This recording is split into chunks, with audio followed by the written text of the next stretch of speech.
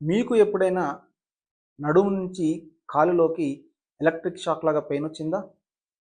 సాధారణ బ్యాకేక్ అయి ఉండకపోవచ్చు. సయాటికా అయ్యే అవకాశం ఉంది. ప్రపంచంలో 40% మంది వారి లైఫ్ టైంలో ఏదో ఒక టైంలో సయాటికాతో బాధపడతారని స్టాటిస్టిక్స్ చెప్తున్నాయి. ఇది నేను మిమ్మల్ని భయపెట్టాలని చెప్పట్లేదు. ధైర్యం కోసమే చెప్తున్నాను. ఇది ఇంత సాధారణమైన సమస్య అని చెప్పడం నా ఉద్దేశం. ఇప్పుడు సయాటికా అంటే ఏమిటి? ఇది simple inflammation of sciatic nerve. Sciatic nerve అనేది మన శరీరంలో అత్యంత పొడవైన నర్వ్. దీని యొక్క ఇన్ఫ్లమేషనే సయాటికా. ఇది సహజంగా 3 రకాల కారణాల వల్ల వస్తుంది. నెంబర్ 1, హెర్నియేటెడ్ డిస్క్ లేదా డిస్క్ ప్రొట్రూజన్. అంటే ఈ వర్టిబ్రా మధ్యన ఉండే డిస్క్ కొంచెం నలిగి దానిలో ఉన్న జెల్ పక్కకు వచ్చి ఒత్తటం. 2, స్పైనల్ కెనాల్ స్టెనోసిస్. అంటే స్పైనల్ కెనాల్ అంటే వెన్నుముక మధ్యలో ఉండే ఒక కెనాల్, అది కొన్ని కారణాల చేత ఒత్తిడికి గురవ్వడం. 3, పైరిఫార్మిస్ సిండ్రోమ్ అని అంటాం. పైరిఫార్మిస్ సిండ్రోమ్ అంటే నడుములో అంటే పిరుదుల భాగంలో ఉండే మజిల్ యొక్క స్టిఫ్నెస్ వలన కూడా ఈ సయాటిక్ నర్వ్ అనేది ఒత్తిడికి గురవుతుంది. ఇవి సహజంగా ఉండే కారణాలు. లైఫ్ స్టైల్ డిసీజెస్, ఒబేసిటీ ఇవన్నీ వేరే.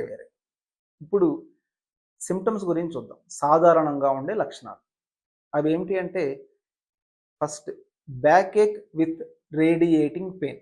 అంటే నడుము నుంచి ఏదైనా ఒక కాలులోకి, అది కుడి కాలు కావచ్చు, ఎడం కాలు కావచ్చు, ఇది రేడియేటింగ్ పెయిన్ అంటే జాలులాగా వచ్చే నొప్పి. కాలు వెనక భాగంలో మాత్రమే నొప్పి వచ్చేది, కాలు ముందు భాగంలో రాదు. ఎందుకంటే ముందు భాగంలోకి సయాటికా నరం రాదు కాబట్టి. 2, కాలు తిమ్మిరి లేదా మొద్దుబారడం లేదా 2 కలిసి ఉండడం. ఇవి లక్షణాలు, సహజంగా ఉండే లక్షణాలు. ఇప్పుడు కొంతమందికి కూర్చుంటే వచ్చిద్ది, కొంతమందికి ఎక్కువసేపు నుంచుంటే వచ్చిద్ది, కొంతమంది ఎక్కువ శాతం మంది ఎక్కువ దూరం నడవలేరు. దాదాపుగా చాలామందికి పడుకుంటే కొంచెం ఉపశాంతి ఉంటుంది. కొంతమందికి మాత్రం ఏ పొజిషన్లో ఉన్నా ఈ నొప్పి తీపిగా అంటే ఆ లోపల గుంజుతున్నట్లుగా ఎప్పుడు కంటిన్యూస్గా పెయిన్ వస్తూనే ఉంటుంది. ఇవి లక్షణాలు. ఈ లక్షణాలు ఏవైతే ఉన్నాయో ఈ లక్షణాలకి రెమెడీస్ గురించి చెప్పాలి అంటే మేనేజ్మెంట్ ఎంత ఎఫెక్టివ్గా మనం మేనేజ్ చేసుకోవచ్చు. ఇప్పుడు మీకు సాధారణంగా ఒక డౌట్ రావచ్చు, సయాటిక్ అంటే సర్జరీ ఒక్కటే ఆప్షనా అని. ఎట్టి పరిస్థితుల్లో కాదండి. 100 మందికి సయాటికా వస్తే అందులో కేవలం 5 to 10% మందికి మాత్రమే సర్జరీతో తగ్గే అవసరం పడుతుంది. మిగతా 90 నుంచి 95% మందికి కన్జర్వేటివ్ మేనేజ్మెంట్తోనే ఈ సయాటికా అన్నది పూర్తిగా కంట్రోల్లో వచ్చే అవకాశం చాలా ఎక్కువ. నేను ఇప్పుడు మీకు 5 స్టెప్ ఫార్ములా గురించి చెప్తాను. ఏది ఈ సయాటికా మేనేజ్మెంట్లో. అదేమిటి అంటే RNDTS. గుర్తుపెట్టుకోండి, 5 స్టెప్ ఫార్ములా. ఇది నా ఓన్ ఫార్ములా. R అంటే రెస్ట్, N అంటే న్యూట్రిషన్, 3 డెఫిషియన్సీ కరెక్షన్, T అంటే థెరపీ, S అంటే స్ట్రెంథనింగ్ ఎక్సర్సైజెస్. ఈ 5 స్టెప్ ఫార్ములాతో సయాటికాని మీరు కంపల్సరీగా గ్యారెంటీగా కంట్రోల్లోకి తెచ్చుకోవచ్చు. ఈ 5 స్టెప్స్ గురించి బ్రీఫ్గా చెప్తాను. ఫస్ట్, రెస్ట్ ప్రతిసారి పనికిరాదు. ఎక్యూట్ సయాటికా అంటే అప్పుడే మొదలైన సివియర్ సయాటికాలో రెస్ట్ చాలా బాగా పనిచేస్తుంది, కానీ కొద్ది రోజులు మాత్రమే. ఎక్కువ రోజులు రెస్ట్ తీసుకున్నా సరే ఇది మళ్ళీ పెరిగే అవకాశం ఉంటుంది, ఎందుకంటే మజిల్లో యాక్టివిటీ ఉండదు కాబట్టి.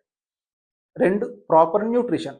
ఫర్ న్యూట్రిషన్ అంటే తగినంత నీరు తీసుకోవడం, పోషకాహారాలు తీసుకోవడం, ఈజీగా డైజెస్ట్ అయ్యే ఆహారం తీసుకోవడం. ఈ సయాటికా పెయిన్ వచ్చినప్పుడు హైడ్రేషన్ చాలా ఇంపార్టెంట్. ఎందుకంటే సరైన నీరు శాతం ఒంట్లో లేకపోతే మజిల్ స్టిఫ్నెస్ ఎక్కువయ్యి సయాటికా యొక్క ఇంటెన్సిటీ పెరిగే అవకాశం ఉంటుంది కాబట్టి.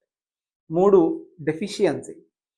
ముఖ్యంగా vitamin B12, D3 and magnesium. ఈ 3 కనుక డెఫిషియన్సీలో ఉంటే సయాటికా యొక్క ఇంటెన్సిటీ చాలా ఎక్కువ అవుతుంది. ఒకవేళ సయాటికా వచ్చినా సరే ఈ 3 సప్లిమెంట్స్ తీసుకోవడం వల్ల సయాటికా నుంచి బయటపడే అవకాశం ఎక్కువ ఉంటుంది, స్ట్రెంగ్త్ వస్తుంది కాబట్టి. 4, therapy. Most important part sciatica మేనేజ్మెంట్లో. ఇది ఆయుర్వేదిక్ థెరపీ, పంచకర్మ థెరపీస్ కావచ్చు, ఫిజియోథెరపీ కావచ్చు. ఇవి జనరల్గా 1 వీక్ లేదా 2 వీక్స్ లేదా 3 వీక్స్, మ్యాక్సిమం 40 డేస్. ఈ డ్యూరేషన్లో థెరపీ కన్జర్వేటివ్ మేనేజ్మెంట్ తోటి పెయిన్ సిగ్నిఫికెంట్గా తగ్గిపోతుంది. అంటే 90-95% పెయిన్ తగ్గడం ఇందులోనే జరుగుతుంది అనమాట. 5th part strengthening exercises, core స్ట్రెంత్ని ఇంప్రూవ్ చేసుకోవడం. ఇది చాలా ఇంపార్టెంట్, అందరూ నెగ్లెక్ట్ చేసే పార్ట్ ఇది. ఇప్పుడు ఒకసారి సయాటికా తగ్గిపోయాక, అంటే థెరపీలు కావచ్చు, ఈ న్యూట్రిషన్ డెఫిషియన్సీ ఇవన్నీ కరెక్ట్ చేసుకొని సయాటికా కంట్రోల్లో తెచ్చుకుంటారు. కంట్రోల్లో తెచ్చుకున్న తర్వాత అది మళ్ళీ రిపీట్ అవ్వకుండా ఉండాలి అంటే ఈ 5th పాయింట్ చాలా ఇంపార్టెంట్. అదే స్ట్రెంథనింగ్ ఎక్సర్సైజెస్. ముఖ్యంగా కాళ్ళ భాగంలో ఉండే మజిల్స్, అది గ్లూటియల్ రీజియన్, తర్వాత హ్యామ్స్ట్రింగ్స్ అంటే థై రీజియన్, పిక్కలు, కాఫ్ మజిల్స్, ఇవి స్ట్రెంథన్ చేసుకుంటే బాగా, నడుము భాగంలో ఉండే మజిల్స్ కూడా ఇవి స్ట్రెంథనింగ్ చేసుకుంటే స్పైనల్ కార్డ్ మీద, అంటే నడుములో వెన్నుముక్కు మీద ఒత్తిడి తగ్గింది. ఫ్యూచర్లో వీటిలో స్ట్రెంత్ పెరిగింది. ఇవి స్ట్రెంత్ని నెగ్లెక్ట్ చేశారు అనుకుంటే ఫ్యూచర్లో కొన్ని రకాల కారణాల చేత మళ్ళీ ఈ పెయిన్ రిపీట్ అయ్యే అవకాశం ఎక్కువ ఉంటుంది. అందుకని ఈ 5th పార్ట్ చాలా ఇంపార్టెంట్. ఇవే 5 పాయింట్ ఫార్ములా లేదా 5 స్టెప్ ఫార్ములా ఫర్ సయాటికా. తర్వాత ఇప్పుడు డేంజర్ సైన్స్ గురించి చెప్తాను. కన్జర్వేటివ్ మేనేజ్మెంట్ తగ్గిపోతుంది. ఇప్పుడు 5-10% ఆఫ్ పీపుల్కి సర్జరీ పడే అవకాశం ఉంటుందని చెప్పాను. వాళ్ళు ఎవరు? ఈ లక్షణాలు చెప్తాను. అవి ఏమిటి అంటే, అన్నిటికంటే important number 1, urine motion control తప్పడం, అంటే వాళ్ళకు తెలియకుండా రావడం.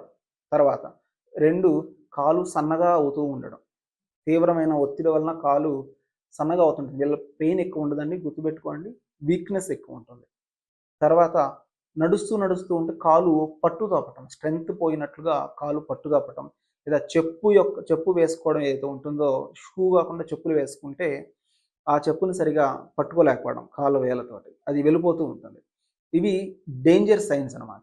ఈ డేంజర్ సైన్స్ కనుక కనపడుతుంటే వాళ్ళు సర్జరీకి వెళ్ళాలన్నది నా ఉద్దేశం.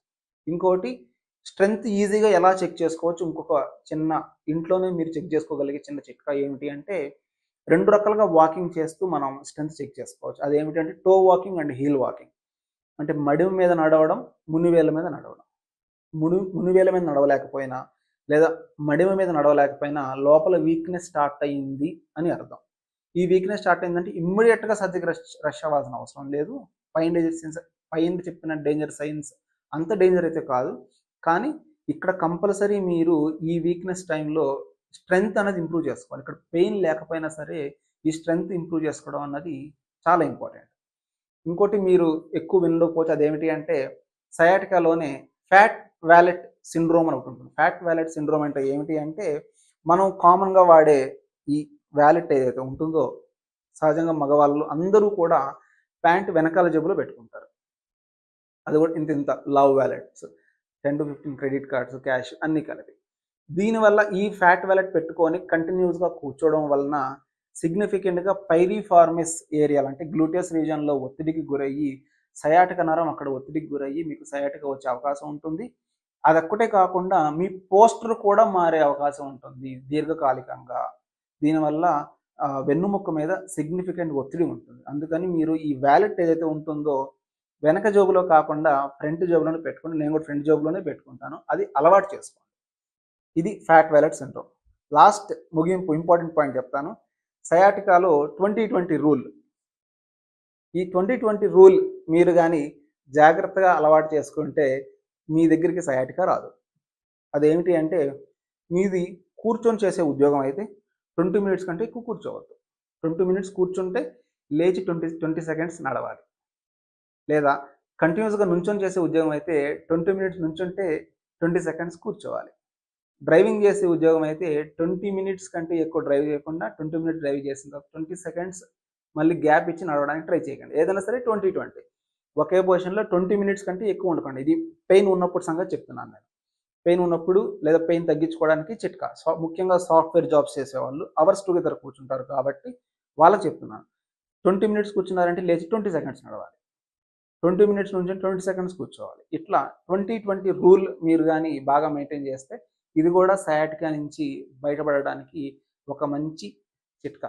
మీకు ఇంకేమన్నా లక్షణాలు ఈ నేను చెప్పిన వాటిలో లక్షణాలు మీకు కూడా కనుక ఉంటే కామెంట్లో మెన్షన్ చేయండి. దానికి నేను మీకు కామెంట్లోనే రిప్లై ఇస్తాను. Thank you.